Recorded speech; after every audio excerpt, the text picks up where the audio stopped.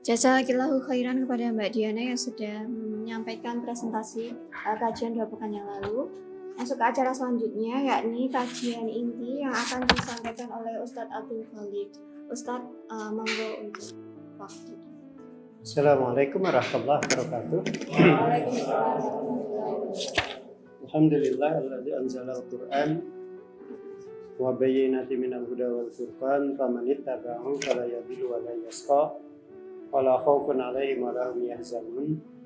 Asyhadu an la ilaha illallah wa la syarika lah wa asyhadu anna Muhammadan abduhu wa rasuluhu la nabiyya ba'da.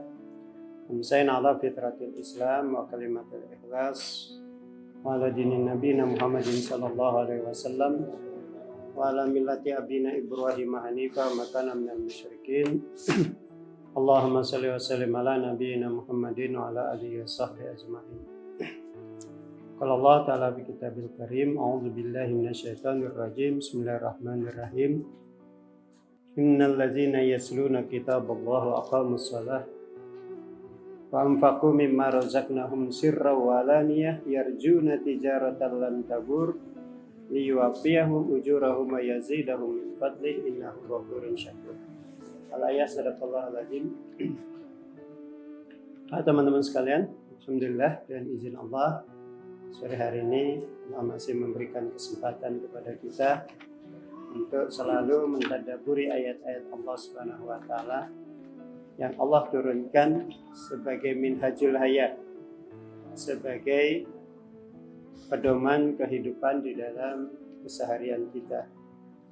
Yang kita berharap semakin kita kaji ayat-ayat Allah ini, kalau kita kemarin membahas amanah, semakin kita kaji maka semakin paham kita tentang amanah yang harus kita kerjakan, amanah yang harus kita tunaikan, amanah yang harus kita tinggalkan juga.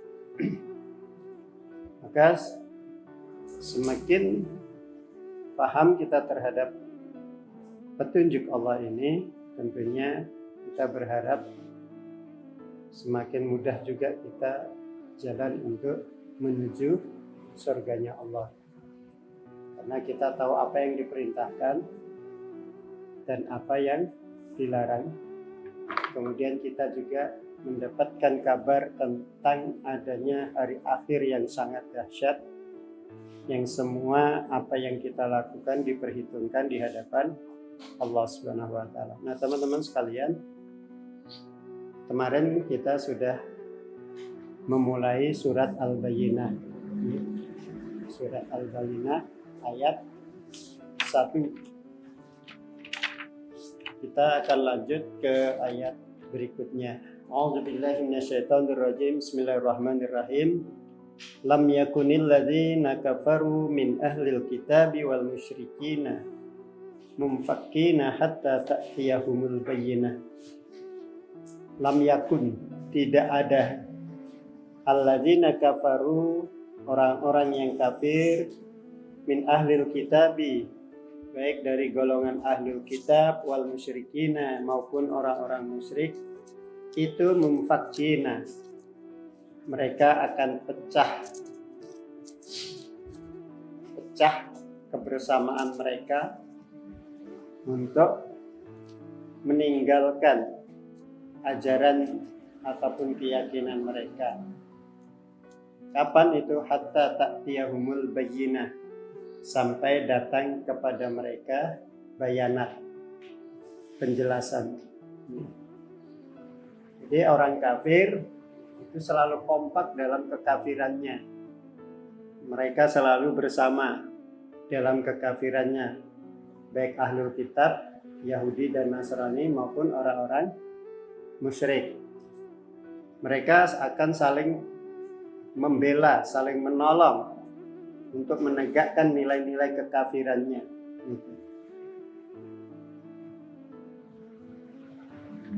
Nilai-nilai kemusyrikannya. Mereka berusaha untuk mempertahankan, dan itu mereka akan terpecah belah ketika mereka mendapatkan bayanat. Apa bayanat? Penjelasan. Gitu. Penjelasan tentang apa? Tentang kebenaran. Tentang kebenaran. Maka ketika Rasulullah Shallallahu Alaihi Wasallam awal dakwahnya di Mekah, berdakwah pada kaumnya, pada keluarganya, gitu ya. Yang itu sangat bertentangan dengan apa yang mereka yakini, gitu. Karena apa? Mereka menyembah banyak Tuhan, sementara apa yang dibawa oleh Rasulullah itu adalah menyembah satu Tuhan. Dengan berbagai macam penjelasan ataupun argumentasi ataupun dalil hujjah yang disampaikan oleh Rasulullah, yang itu materinya berasal dari Allah, yaitu melalui wahyu yang diturunkan oleh Allah kepada Rasulullah. Maka dengan apa yang disampaikan oleh Rasulullah, yang itu merupakan ajaran tauhid, ajaran yang mukhlis, yang bersih, yang sesuai dengan fitrah manusia, maka fitrah manusia yang pada dasarnya itu punya rasa ketuhanan, yaitu bertuhan yang esa, itu ketika mendapatkan penjelasan untuk beribadah hanya kepada Allah, itu orang-orang yang membuka hatinya itu akan menerimanya, akan menerima. Maka ketika sudah mulai ada orang yang yakin,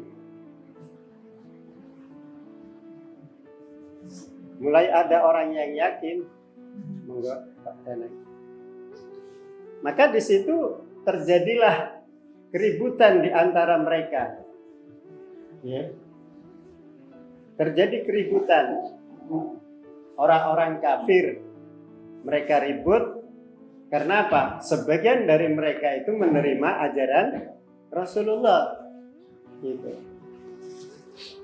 Menerima ajarannya. Sebagian menolak. Maka Rasulullah itu dituduh sebagai orang yang membuat apa? Pecah belah. Gitu. Kenapa? Mereka memfakina, mereka juga karena mereka pecah dalam urusan keyakinan, gitu.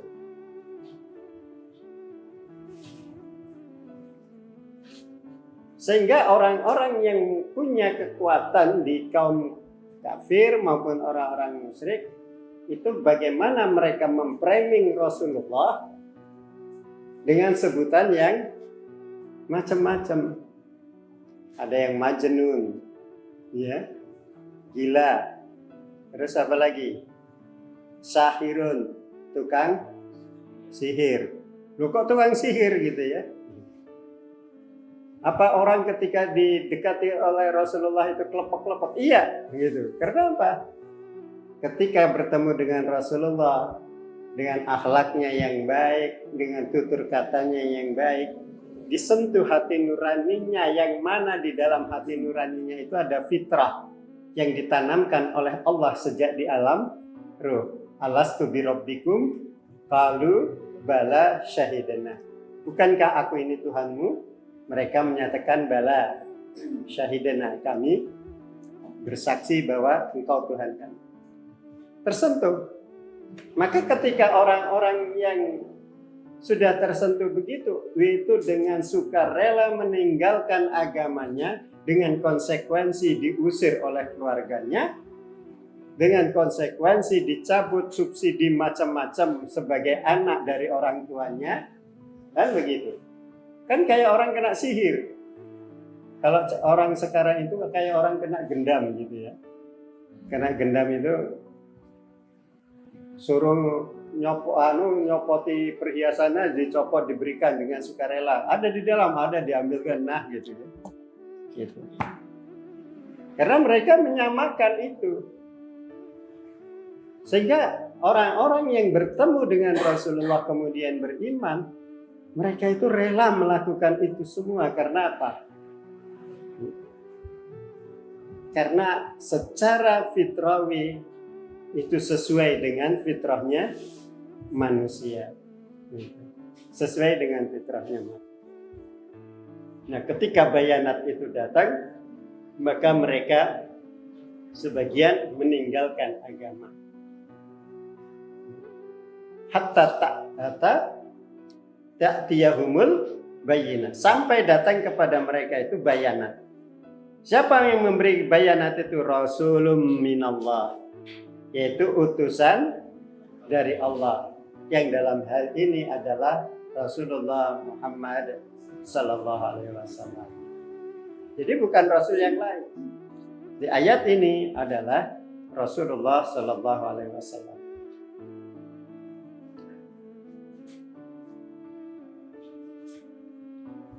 Kemudian Rasul itu yatslu suhufan mutahharah.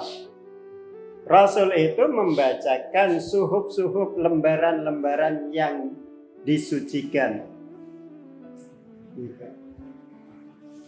Kenapa kok disebutnya mutahharah, yang disucikan? Karena memang itu datangnya bentuknya sudah seperti itu. Tidak ada campur tangan siapapun dalam isi kitab Al-Quran. Tidak ada campur tangan siapapun.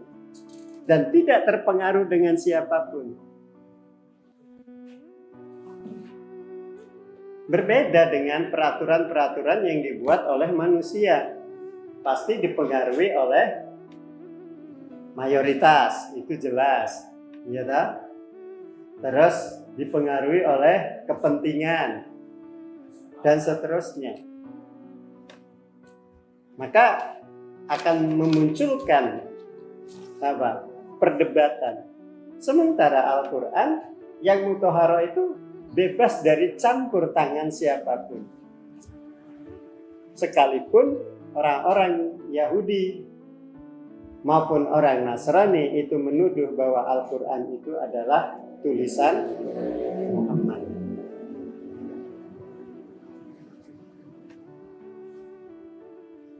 Nah, teman-teman sekalian, maka dalam hal ini Allah Subhanahu wa taala memberikan satu bantahan dengan ayat yang lain, walladzi ba'atsa fil ummiyina rasulan minhum yatslu alaihim ayatihi wa yuzakkihim wa yu'allimuhumul kitaba wal hikmah wa in kanu min qablu la fi dhalalin mubin. Surat, ada yang hafal? Surat Jum'ah ayat 2. Ya, dibaca. Siapa yang baca? Surat ke-62. Surat 62 ayat 2.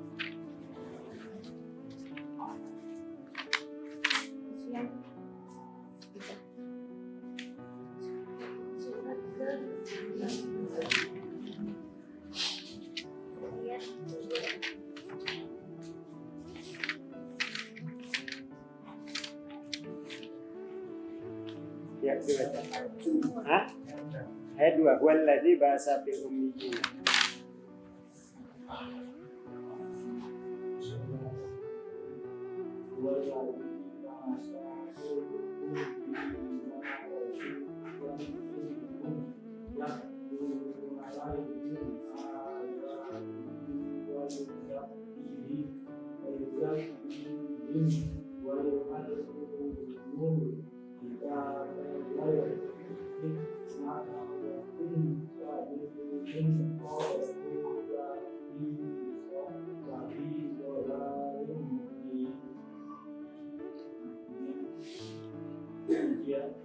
Dialah yang mengutus orang rasul kepada kaum yang terdahulu dari kalangan mereka sendiri dan memberitakan kepada yang lain dan memberitakan kepada mereka adanya menyucikan jiwa mereka dan mengajarkan kepada Al-Quran, Islam, dan Islam, Sunnah, meskipun sebelumnya mereka benar-benar dalam kesehatan dari Islam. Iya. Walladzi ba'asa fil ummiyina. Dialah Allah yang telah mengutus fil ummiyina, pada kaum yang ummi. Di sini makna ummi bisa Rasulullah yang ummi, ummiyun, pakai tasdid, itu menunjukkan bahwa Rasulullah itu tidak bisa baca tulis. Jadi Rasulullah tidak bisa baca tulis. Yang mana di kaum yang tidak bisa baca tulis itu Rasulan, ada diutus seorang Rasul minhum, yang itu dari kalangan mereka sendiri. Artinya apa? Orang kafir Quraisy itu ngerti kalau Muhammad itu orang yang tidak bisa baca tulis.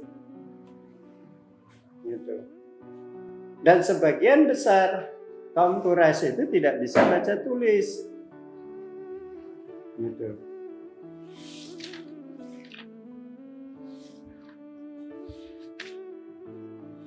Orang Arab kok nggak bisa baca Arab ya, gitu ya. Orang Indonesia aja banyak kok ya yang nggak bisa baca nulis, baca Latin. Gitu. Ya? Tapi bisa mengucapkannya, gitu. Nggak bisa nulis, nggak bisa membacanya, tapi bisa berbicara. Jadi sebagian besar orang kafir Quraisy begitu, nggak bisa baca tulis, termasuk Rasulullah. Gitu.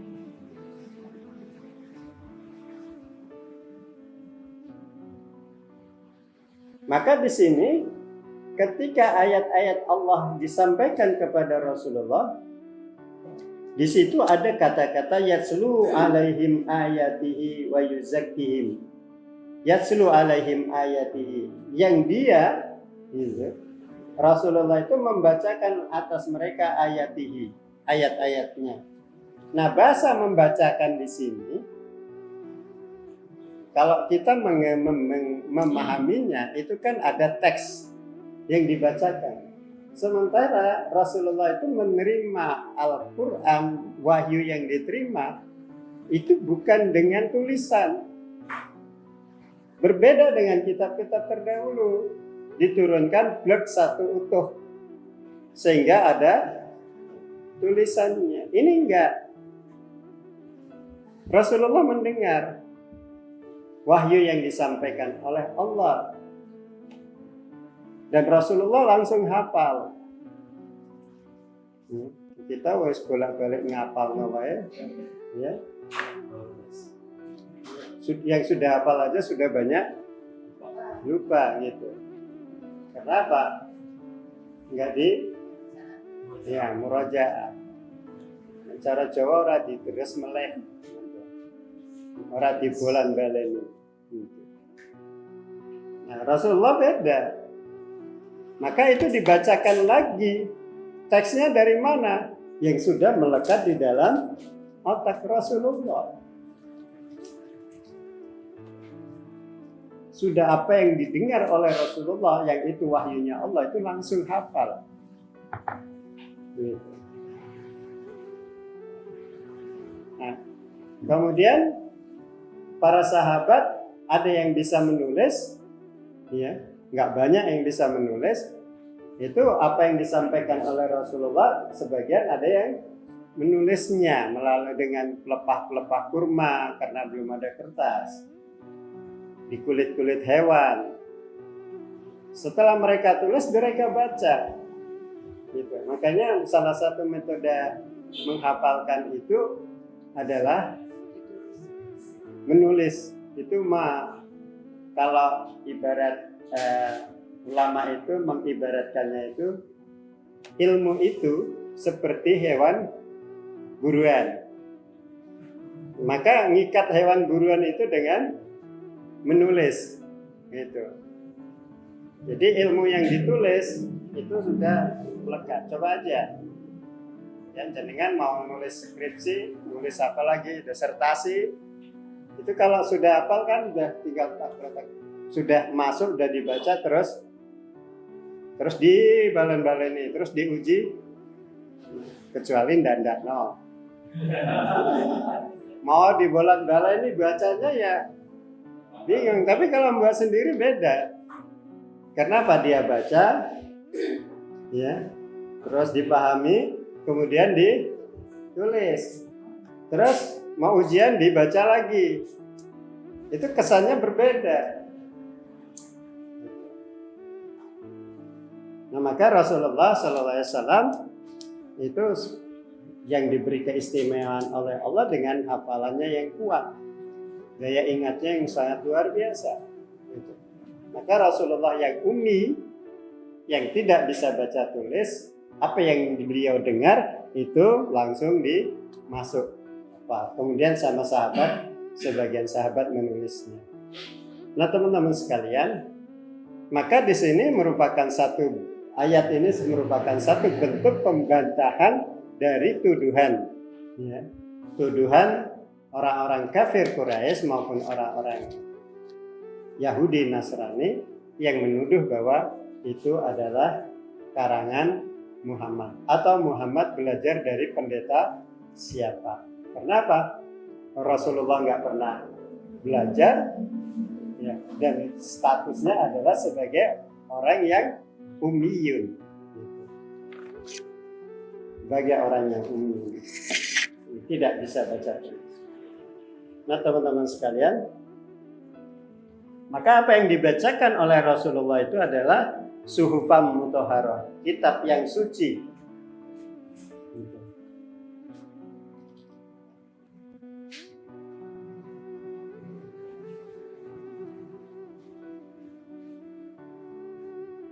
Nah, suci dari wujudnya juga suci. Karena memang Al-Quran itu diletakkan oleh Allah di Lauhil Mahfuz. La yamassahu illal mutahharun. Tidak ada yang baca kecuali orang yang disucikan. Siapa orang yang disucikan dalam hal ini? Yaitu malaikat Jibril. Ya, malaikat Jibril yang Allah berikan keistimewaan untuk dia menyampaikan wahyu-wahyu yang diberikan oleh Allah kepada Rasulullah. Jadi nggak sembarangan Al-Quran yang di Lauhil Mahfuz itu disentuh siapapun. Jadi nggak sembarangan. Nah, kalau terus di kita ada perbedaan pendapat nek Al-Quran kudu bersuci gitu ya. Ya, kan ada perbedaan pendapat. Yang namanya perbedaan pendapat itu ya sah-sah saja. Karena suci di situ, kalau yang menyatakan harus berwudu itu suci dari hadas besar dan hadas kecil. Terus apa lagi? Ya, suci dari hadas besar, hadas kecil. Yang satu lagi mengatakan apa? Membacanya boleh, menyentuhnya tidak boleh. Terus kalau dari HP boleh nggak membacanya? Ini kitab nggak? Ada tulisan Arabnya.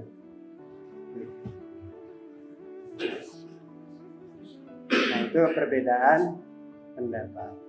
Sah-sah saja dalam urusan fikih. Karena apa? Kalau perempuan haid, ya, atau nifas yang panjang itu, nifas berapa hari nifas? Hah? Nifas berapa hari? Sudah pernah nifas belum? Hah? Iya, berapa hari nifas? Sebulanan, Pak. Nah, iya, berapa hari? 30 saya yang punya anak bayi ini tak mestinya ngerti ini. Aduh, nih pas kok pakai sebentar ini piye? Hah? Iya.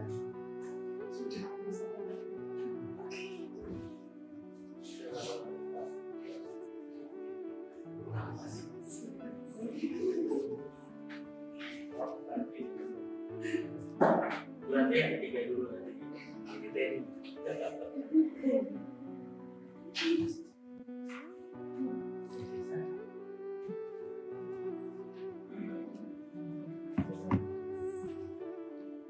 Berapa? 40 hari ya? Ya kurang lebih 40. Hmm. Kenapa Mbak? Berapa Mbak? Berapa Mbak Diana? Hah? Ini pas berapa hari? Hah? Enggak bisa. Nggak ngitung.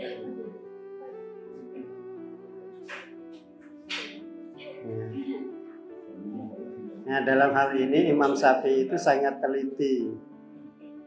Ya, Imam Syafi'i itu disurvei sama Imam Syafi'i. Setiap perempuan ditanyai. Maka yang umum adalah berapa?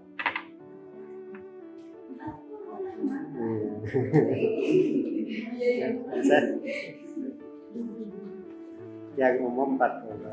Iya. Karena masa iddah itu berapa? Masa iddah 3 kuro itu lebih kurang 3 bulan 10 hari.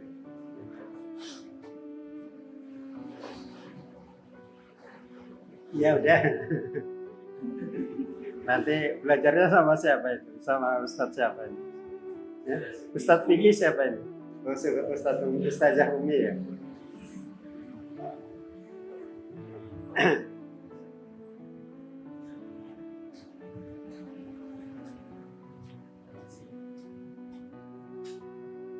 Kemudian kitab itu kitab yang suci karena memang di Lauhil Mahfuz itu tidak ada yang menyentuh kecuali orang yang disucikan. Jadi orang-orang yang memang diperbolehkan oleh Allah untuk menyentuhnya. Yaitu dalam hal ini malaikat. Nah, tadi kalau di kita dalam prakteknya ada perbedaan pendapat, sudah kita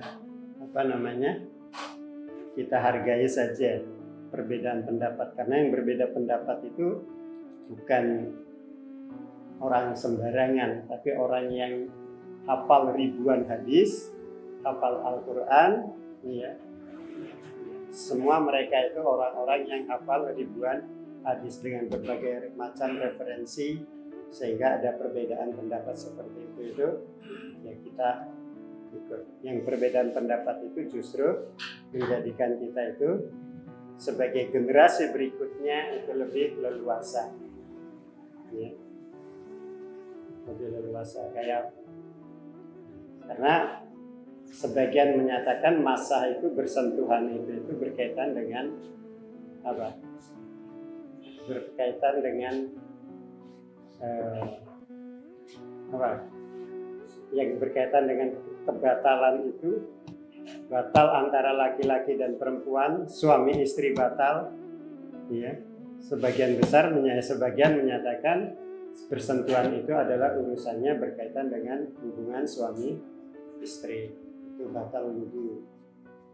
Jadi kalau senggolan laki-laki dan perempuan itu tidak batal, tapi ada yang mengatakan batal. Jadi kalau pas tawaf itu menjaga supaya enggak bersentuhan ya sulit, apalagi suami istri ya berangkat bareng, masuk dikucilkan yang aku dewe ning ngarepku aku batal gitu, tahu-tahu ditabrak dari belakang gitu ya, nanti batal terus jadi nggak jadi tawaf gitu ya. Terus kalau gitu kita pindah mazhab gitu ya, udahlah terserah aja lah, itu kita nggak bahas.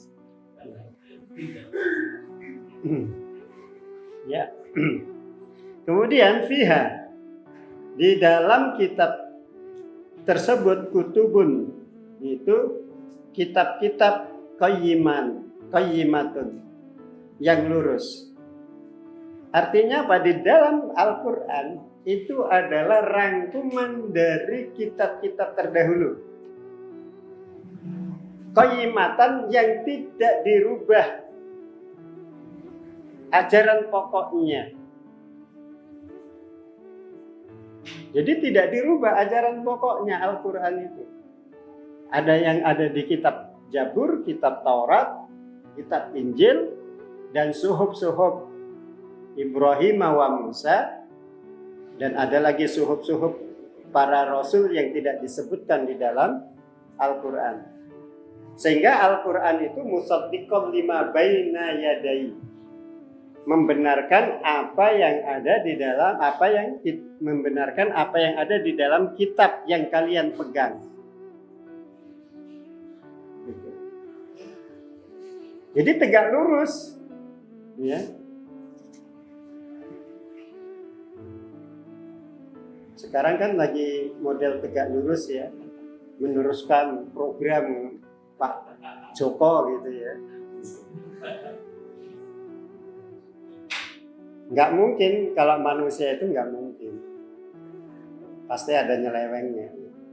Tapi Allah mensifati Al-Quran itu adalah fiha, yang ada di dalam kitab mutahhara yang disucikan oleh Allah, yaitu Al-Quran, itu kutubun qayyimatun, ya, kitab mengandung kitab-kitab yang qayyimah, yang tegak lurus, ajarannya tidak menyimpang, ajarannya sama.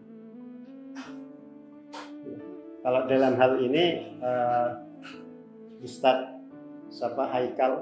Babe Haikal, nah itu enak sekali menjelaskan. Haikal Hasan.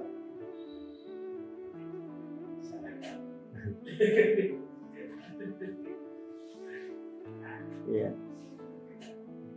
Maka kita dulu kan pernah dibodohi sama guru SD kita. Pernah nggak?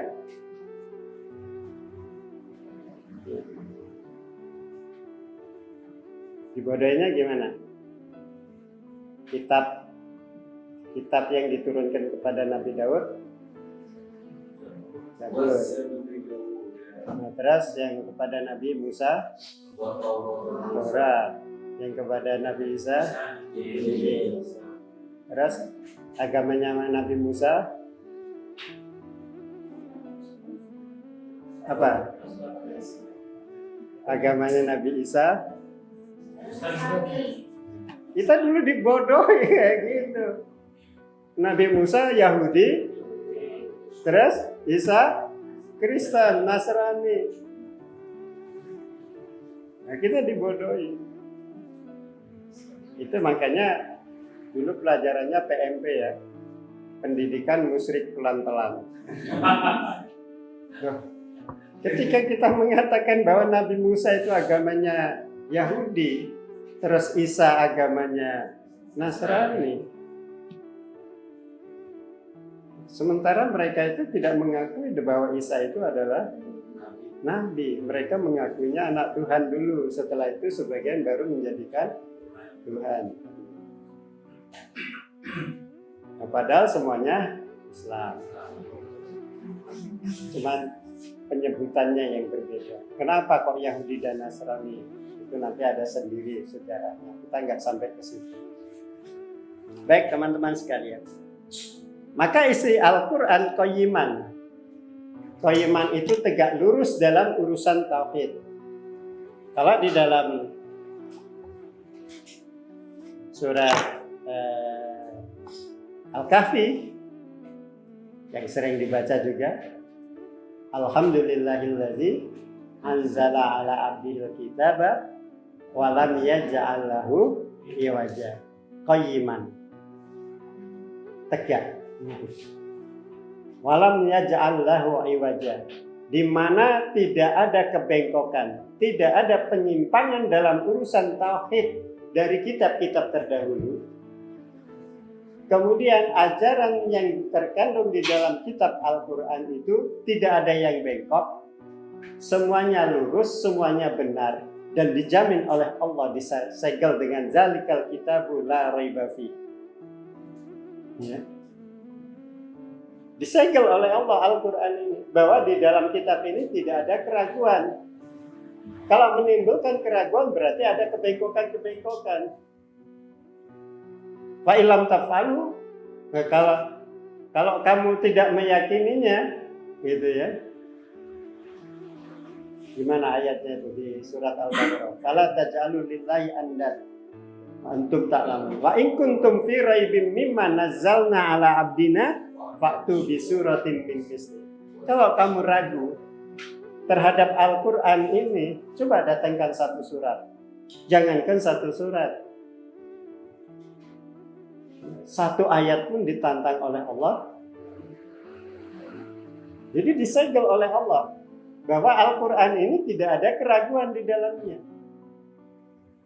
Kalau kamu ragu, gitu, kalau kamu ragu, maka fa'tu bi suratin, datangkan satu surat.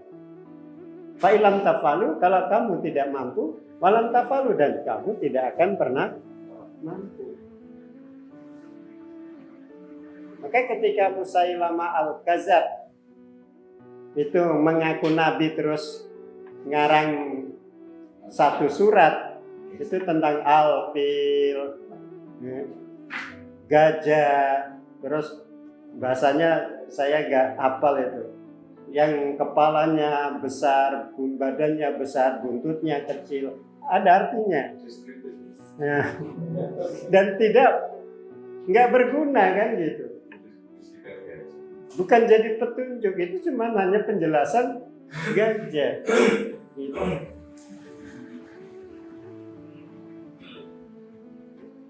Jadi nggak berguna, nggak bermakna. Sebagaimana apa ya, syair-syair yang dibuat manusia itu punya terbatas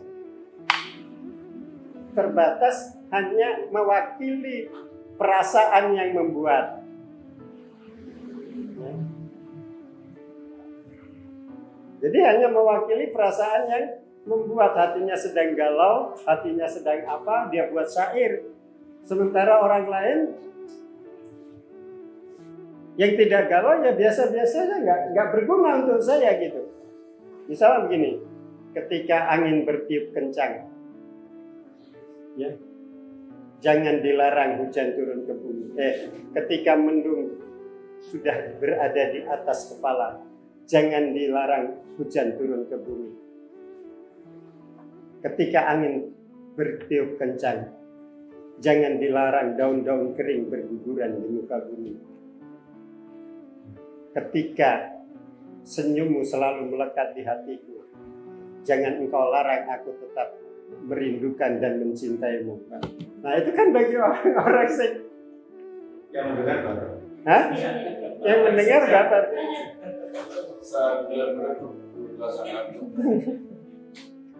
Iya. Nah terus orang yang nggak berkepentingan begitu itu orang yang nggak pernah ngapain? Kan nggak ada pengaruhnya. Tidak bermakna hanya untuk tidak mewakili banyak perasaan. Makanya Al-Quran itu ketika disampaikan oleh Rasulullah itu, orang yang mendengar apa yang dibacakan oleh Rasulullah, dijelaskan oleh Rasulullah itu seperti orang kena sihir. Tunduk, sami'na wa ata'na. Kita masih ingat betapa bengisnya Umar bin Khattab ketika masih kafir. Adiknya aja mau dibunuh ketika didengarnya masuk Islam. Ketika dia merapat ke rumahnya, didengar lagi baca surat Toha gitu ya, didengerin, masuk ke relung-relung hati. Coba aja kalau kita itu hatinya sedang dekat dengan Allah, kita baca Al-Quran, dengan hadirnya hati, dengan kelembutan hati, kita membacanya Al-Quran itu aja kadang-kadang kita yang nggak ngerti artinya bisa menangis sendiri. Atau kita mendengar saja. Pernah nggak mendengar ketika kita sholat berjamaah, mendengar imam bacanya sahih, terus tiba-tiba bergetar di dalam relung hati kita gitu. Tahu-tahu kita menangis. Kenapa nangis? Nggak tahu kan gitu ya. Nggak tahu. Karena getaran jiwa. Wajilat qulubuhum. Bergetar hatinya. Paling ketika masih banyak problem, ya. Banyak problem apa? Tentang keluarga, tentang hutang, tentang apa. Terus mendengar teriak-teriak sudah tidak berdaya, mendengar ayat Allah itu terus menangis, tidak berdaya. Kenapa? Ketidakberdayaan. Ketika sakit nggak sembuh-sembuh, ya. Mendengar terus, pokoknya ketika kita udah nggak berdaya, baru kita bisa menangis. Atau tiba-tiba ada yang ngasih hadiah, nih saya kasih hadiah kamu untuk haji. Masya Allah, langsung sujud syukur, setiap sholatnya terus menangis, rasa syukur yang luar biasa. Kenapa gitu?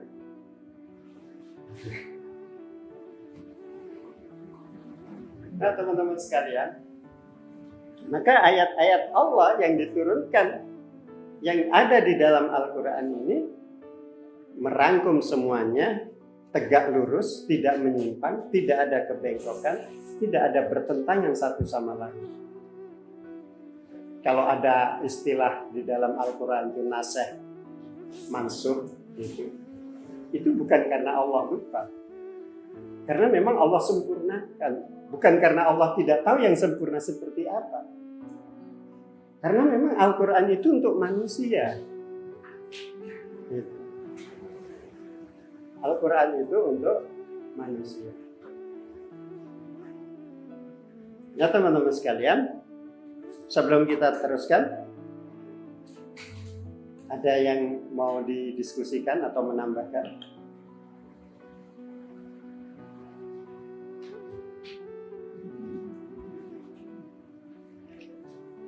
Tidak ada?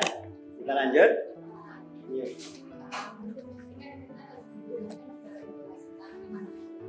Nah, memang ditutup ya.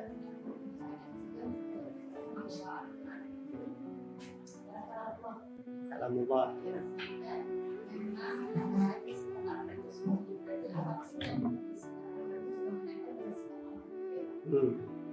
Ya. Ya.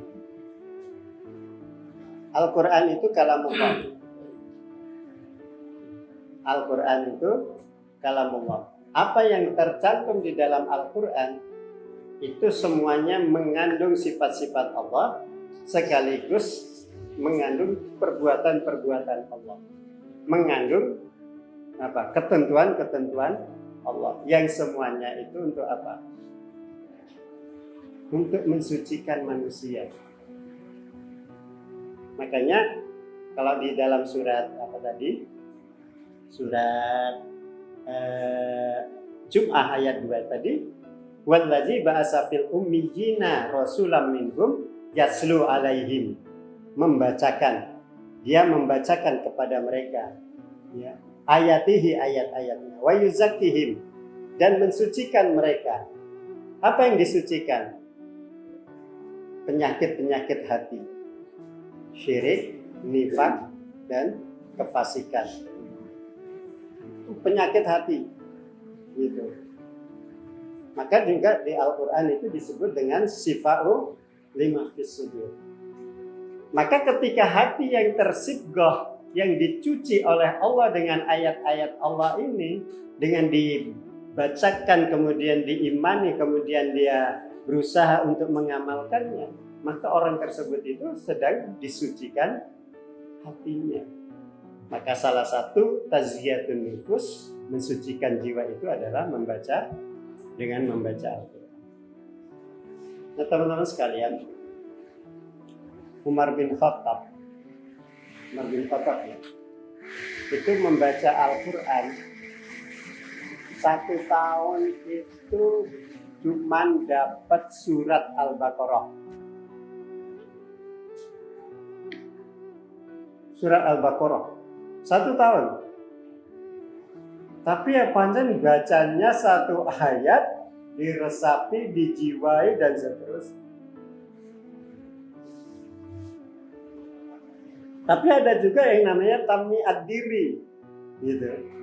Tamim ad-Diri, gitu. Itu pernah ngimami sholat, ya, dia pernah sholat malam, itu rakaat pertama, itu khatam. Rakaat pertama khatam. Hah? Ini khatam betulan.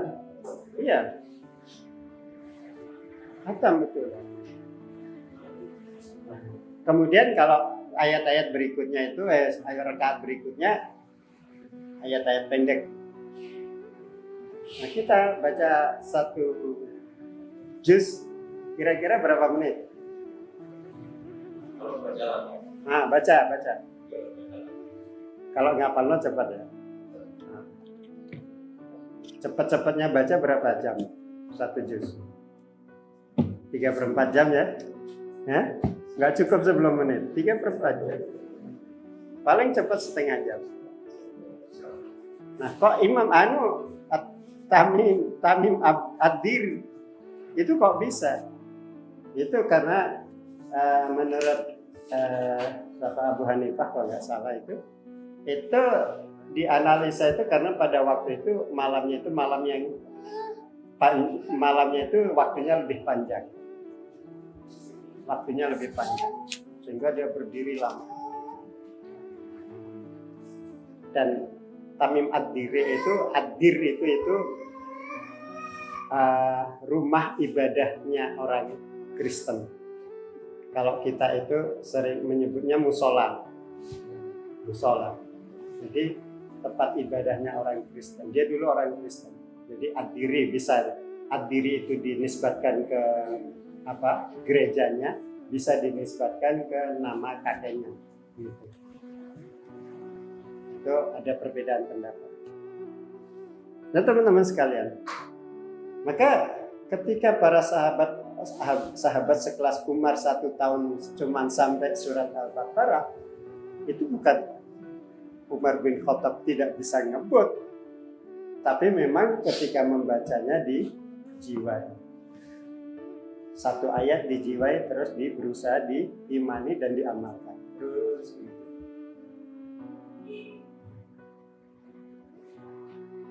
Oke, coba aja kalau kita membaca Al-Quran itu, kita baca, kita menyadari ini kalamnya Allah. Ya, kalamnya Allah. Kalam itu apa? Ucapannya Allah. Kita sediakan waktu, kita tenangkan jiwa, terus kita baca dengan pelan-pelan. Itu akan berbeda dengan kita ada target one day one juice gitu ya, pasti ngebut gitu ya. Yang penting kejar setoran kan gitu.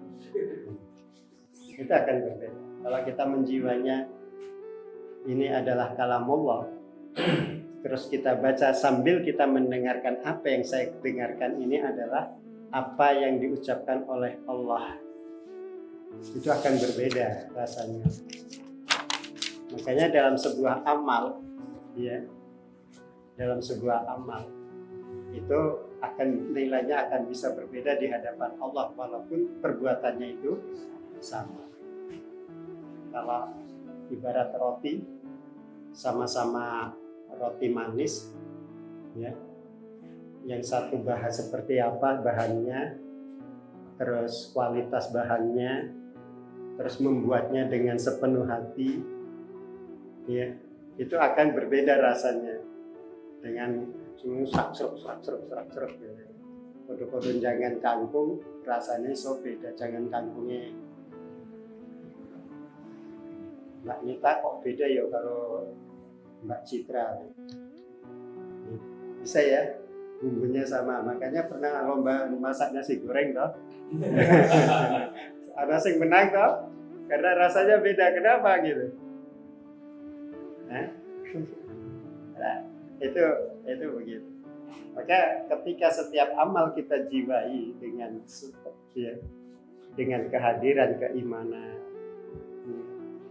dengan kehadiran hati kita, terus merasa diawasi oleh Allah, ingin mempersembahkan peribadahan itu hanya kepada Allah dan yang terbaik, itu akan berbeda. Udah nengok jam, waduh, hampir komat, ya. Terus diangkat lari tempat wudhu. Alhamdulillah imamnya baru walad dalin gitu. Oh, sambil ngos-ngosan gitu. Itu akan berbeda dengan yang ya sambil dia ribat menunggu waktu sholat dengan ketaatan dan seterusnya. Akan berbeda. Nah teman-teman, jadi betul, jadi kitab Allah itu adalah kalamullah. Nah yang di sini ini dulu pernah di zamannya siapa ya, Imam Ghazali salah, itu rame itu tentang menyebut bahwa Al-Quran itu makhluk. Ya, Al-Quran itu makhluk. Kenapa? Karena apapun yang ada di muka bumi ini adalah ciptaan Allah. Itu sehingga dikatakan Al-Quran itu, dan itu sudah kalau akidah salafus saleh itu sudah menyimpang. Al-Quran ini makhluk itu kitabnya, tapi ayat-ayatnya ini adalah kalam Allah. Makanya sekalipun sekarang orang mengatakan bahwa ini kitabullah, tidak mengatakan makhluk, tapi banyak yang menjadikan ini sebagai makhluk. Buktinya apa? Ada yang nekat menjadikan mahar rumangsane Islami gitu. Kalau sahabat dulu kan miskin, nggak punya apa-apa, ketika mau nikah, ya Rasulullah, saya mau nikah ya Rasulullah. Kamu punya apa? Nggak punya apa-apa ya Rasulullah. Tengok di rumah. Balik tengok, nggak ada apa-apa ya Rasulullah. Akhirnya apa? Kamu punya apa tentang Al-Quran? Saya hafal Al-Quran. Saya surat Al-Ikhlas, surat Falaq, surat saya sudah itu jadikan mahar. Nah. Bisa jadi mahar, bisa. Gitu. Cuman apa? Kudu karena mahar itu adalah haknya perempuan, maka bagaimana surat Falaq, surat Al-Ikhlas, dan surat An-Nas itu jadi miliknya perempuan. Dengan apa ya? Dengan mengajarkan kan gitu. Dengan diajarkan, bukan cuma dibacakan. Sekarang kan gaya-gaya Islami gitu ya. Maharnya seperangkat alat sholat dan surat Ar-Rahman. Jebule mau diwacok noto, dihafal mau. Setor hafalan. Iya, ke calon istri. Kayak gitu. Jadikan mahar. Rumangsane Islam gitu. Minangnya aja aku pinang kau dengan basmalah, pret gitu.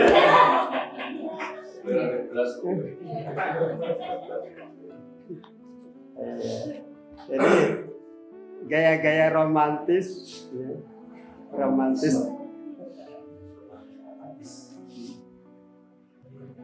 Nah yang kayak gitu, kalau mau sunnah Rasul itu ya mahar itu ya 100 ekor unta gitu ya. Itu sunnah Rasul, bukan seperangkat alat sholat. Ya, halo yang masih gadis-gadis, jangan mau dikasih mahar seperangkat alat sholat. Saya sudah punya sajadah, punya rukuk 4. Nah, saya butuh imam.